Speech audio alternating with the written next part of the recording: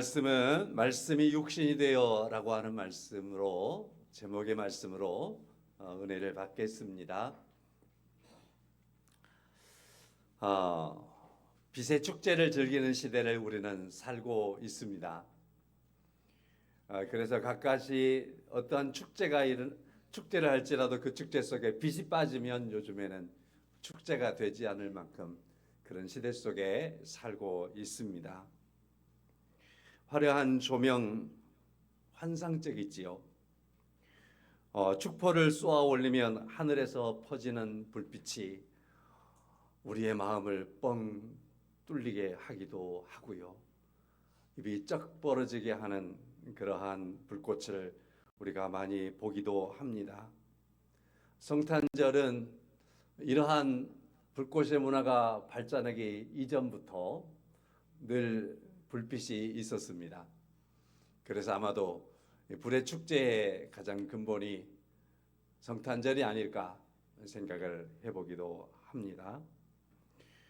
성탄은 빛의 축제라고 말씀할 수 있겠습니다. 왜냐하면 참 빛이 세상에 오셨기 때문입니다. 4절의 말씀에 사람들의 빛이라 하는 말씀이 있습니다. 생명의 빛이라, 사람들의 빛이라.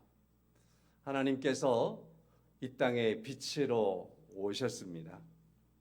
각 사람에게 비추는 빛이 되었습니다. 오늘 9절의 말씀에 참빛 곧 세상에 와서 각 사람에게 비추는 빛이 있었나니 라고 말씀을 합니다. 예수 믿는 사람들은 그래서 최소한 빛을 발견한 사람들이고 빛을 따르는 사람들이고 하나님께서 이 땅에 보내신 참 빛의 진리를 깨닫는 사람이고 그리고 그 빛으로 인하여 살아가는 사람들이다. 이렇게 말할 수 있습니다. 그리고 이 참 빛은 이 땅에서 잠시 동안 있다가 끝나는 그러한 빛이 아니고 영원한 우리의 삶으로 인도하는 그러한 빛이 되는 줄로 믿습니다.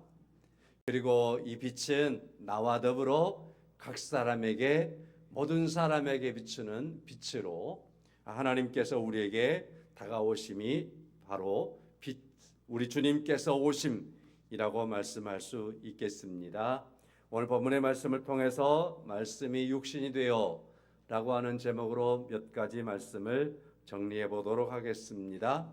자, 9절과 10절의 말씀을 통해서는 어둠 속에 비추인 참 빛이 오셨습니다 라고 말씀을 드립니다. 성경에서 말하는 빛은 단순한 시각적인 빛으로서의 밝음이 아니지요. 모든 인류에게 각 사람에게 방향을 주기도 하고 생명을 살리기도 하고 진실을 드러내는 빛이기도 하고 진리의 빛이기도 하며 의를 드러내고 의로 인도하는 빛이기도 합니다. 하나님께 영광을 돌리고 사람에게는 참된 평화를 주는 그러한 빛이지요. 성탄절에 등장하는 동방의 박사들, 광야의 목자들, 그리고 헤롯궁에 있는 왕족들, 나그네들, 이러한 사람들 모두가 다 각 사람에게 성탄의 빛이 비친 것처럼 성탄의 빛, 우리 주께서 비춰지시는 그 빛은 세상에 있는 모든 사람에게 비춰지는 그러한 참된 빛이라는 사실입니다. 오늘 말씀 안에서 우리가 이런 말씀들을 더 더듬어갈 수 있기를 원합니다. 빛을 세상은 거부하기도 했습니다. 그러나 영접하는 자들에게는 하나님의 자녀가 되는 권세를 하나님께서 허락하여 주었습니다. 10절 말씀에 보면 그가 세상에 계셨으며 세상은 그로 말미암아 지은 바 되었으되 세상은 그를 알지 못하였고 11절에 자기 땅에 오매 자기 백성이 영접하지 아니하였으나 라고 말씀하시고 있습니다. 우리 주님께서 이 땅에 오셨습니다. 자기 땅에 오셨습니다. 그러나 영접하지 않았고요. 세상에 계셨지만 그러나 세상은 알지 못하였습니다. 주로 말미암아 지은 바 되었지만 주로 말미암아 지은 바 되었다는 것을 세상이 거부하기도 합니다. 자기 땅에 자기 백성이 영접하지 아니하기도 했습니다. 이것은 바로 빛을 거부하는 것과 같습니다.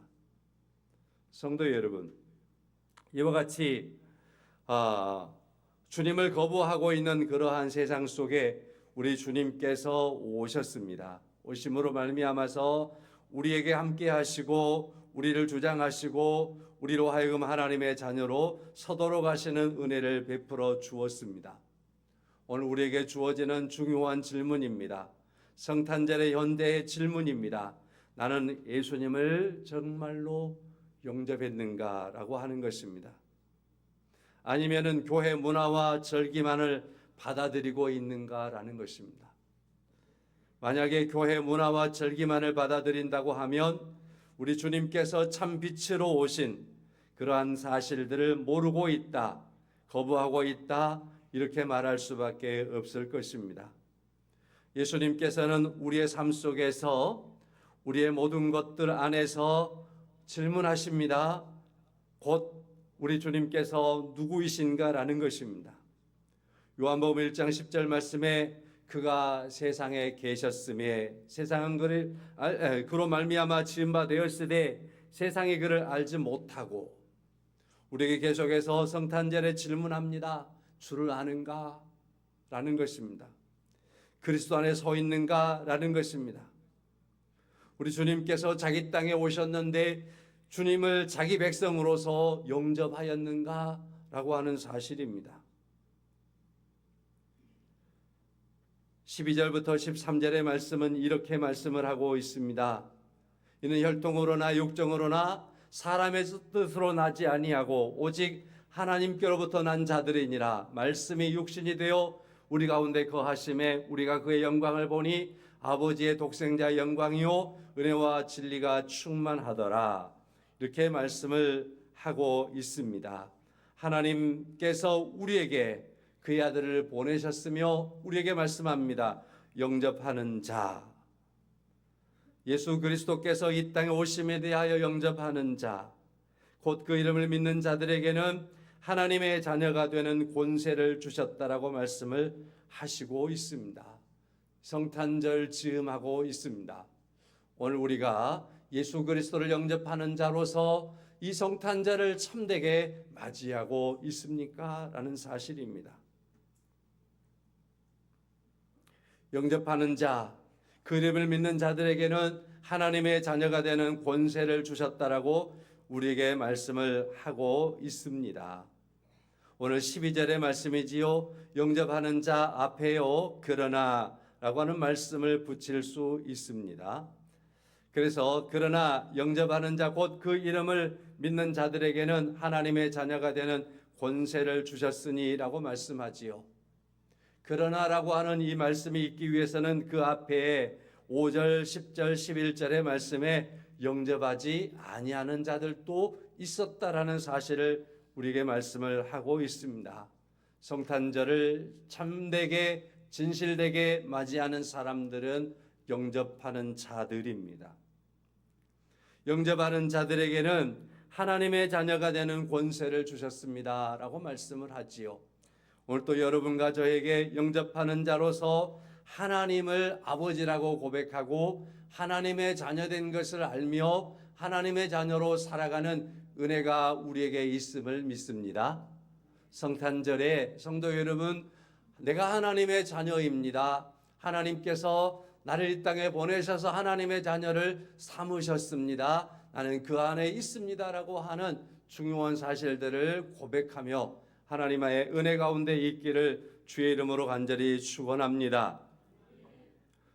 예수님이 오신 목적은 우리를 하나님께서 자기의 자녀를 삼기 위해서 오신 거지요. 요한일서 3장 1절 말씀입니다. 보라, 아버지께서 어떠한 사랑을 우리에게 베푸시다 하나님의 자녀라 일컬음을 받게 하셨는가. 하나님께서 우리에게 어떤 사랑을 베풀어서 우리를 하나님의 자녀라 일컬음을 받게 하셨는가. 하나님께서 우리를 사랑하시는데 어떤 사랑을 베풀어 주었는가. 우리는 하나님의 사랑을 가장 쉽게 이해할 수 있도록 노래해주고 말씀해주고 있는 요한복음 3장 16절을 압니다. 하나님이 세상을 이처럼 사랑하사 독생자를 주셨으니, 독생자를 주셔서 그의 아들 예수 그리스도를 우리에게 주셔서, 왜?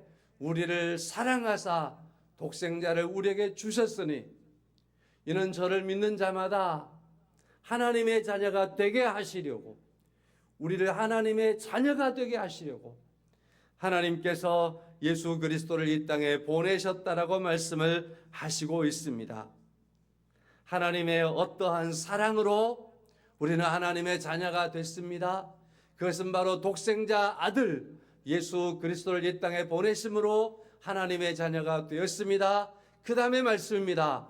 이는 저를 믿는 자마다, 여러분과 저로 하여금 그의 아들을 믿는 자로 부르시고 그 믿는 자로서 하나님의 자녀를 우리로 하여금 되게 하신 줄로 믿습니다.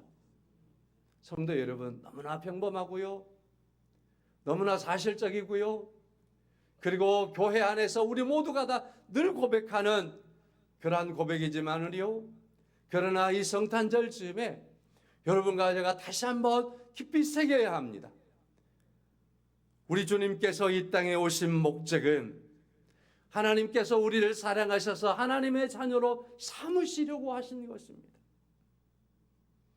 우리로 하여금 하나님의 자녀가 되게 하시려고 하시는 겁니다. 그래서 우리가요, 자나깨나 무엇을 할 때나 거기에서 내 안에서 나오는 고백이, 마치 우리가 이제 신약 시대를 사니까 신약 성경으로 말씀하겠습니다. 고린도후서 6장 18절 말씀에 너희에게 아버지가 되고 너희는 내게 자녀가 되리라 하시는 말씀과 같이 우리의 삶 속에서 우리 주님을 보내심으로 말미암아 여러분과 저로 하여금 하나님이 나의 아버지가 되고 나는 하나님의 자녀가 되었다라고 하는 그러한 중요한 사실을 우리가 늘 고백하며 사는 그러한 사실이 성탄절에 우리가 새겨야 될 중요한 말씀이라는 겁니다.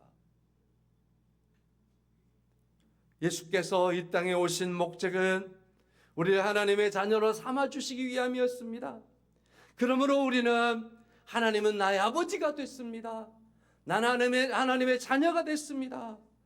다시 고린도후서 6장 18절 너희에게는 아버지가 되고 너희는 내게 자녀가 되리라 전능하신 주의 말씀이니라 하셨느니라.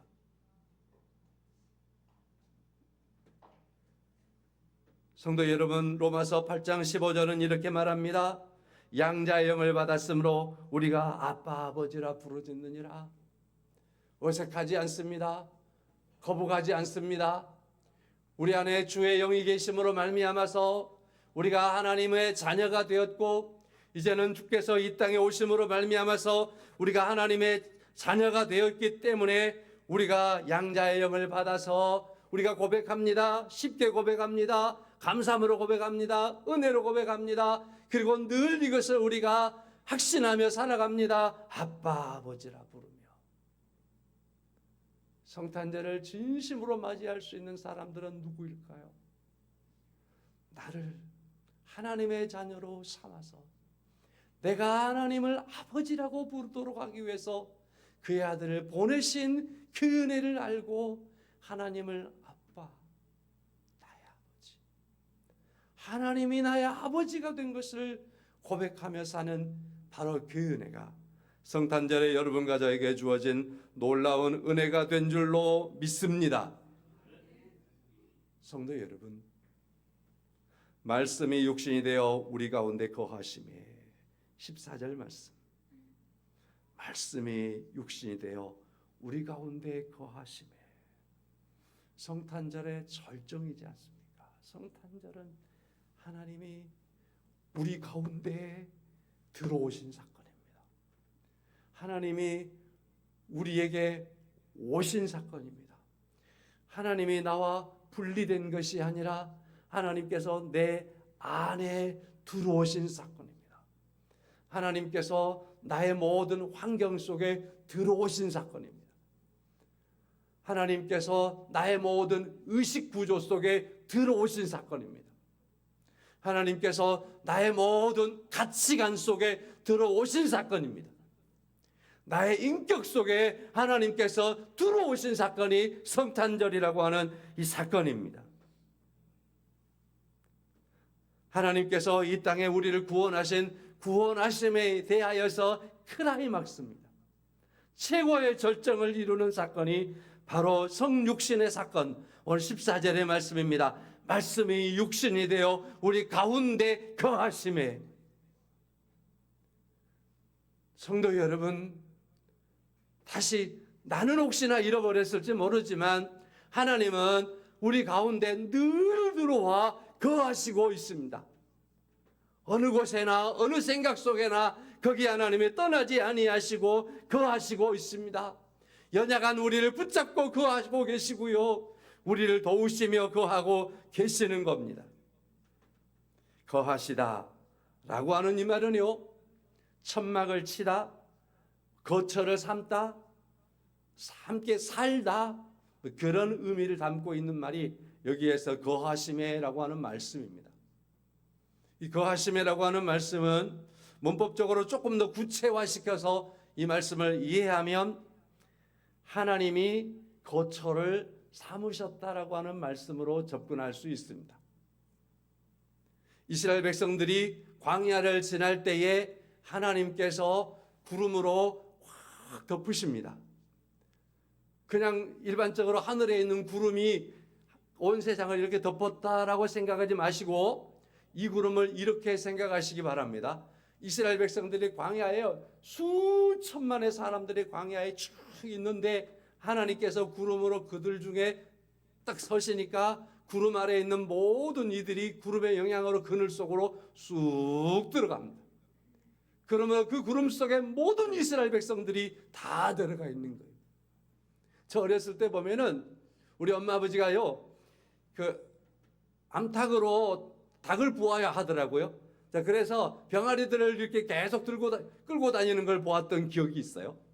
자, 그런데 어느 때인가 보면은요, 뭐 병아리들을 데리고도 다니지만은요, 어느 때인가 보면은 병아리들을 날개 아래 전부 다 품고 있는 걸 볼 수 있습니다. 자, 이것이요, 거하심이라는 뜻입니다. 여기까지가.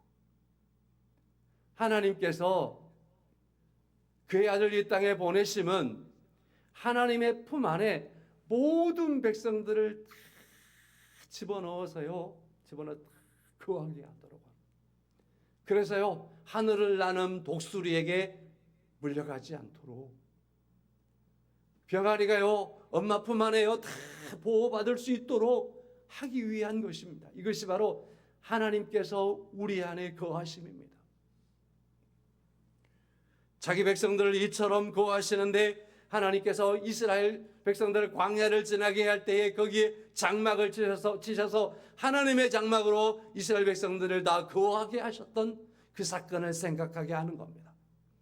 우리 주님이 이 땅에 오셔서 오늘 여기에 말씀 가운데에 14절 말씀이 육신이 되어 우리 가운데 거하심에 라고 하는 이 말씀은 모든 자기 백성들을 하나님의 품 안에, 하나님의 날개 안에 전부 다 집어넣고 보호하기 위해서 오셨습니다. 성탄절에 진심으로 맞이하는 사람들은 하나님의 품 안에 보호를 받는 것을 믿는 사람들이에요. 하나님은 이와 같이 우리를 보호하시기 위해서 그의 아들 예수 그리스도를 우리에게 보내신 것을 믿습니다. 하나님의 장막을 치셔서 이제는 또 그냥 보호만 하고 있는 게 아니죠.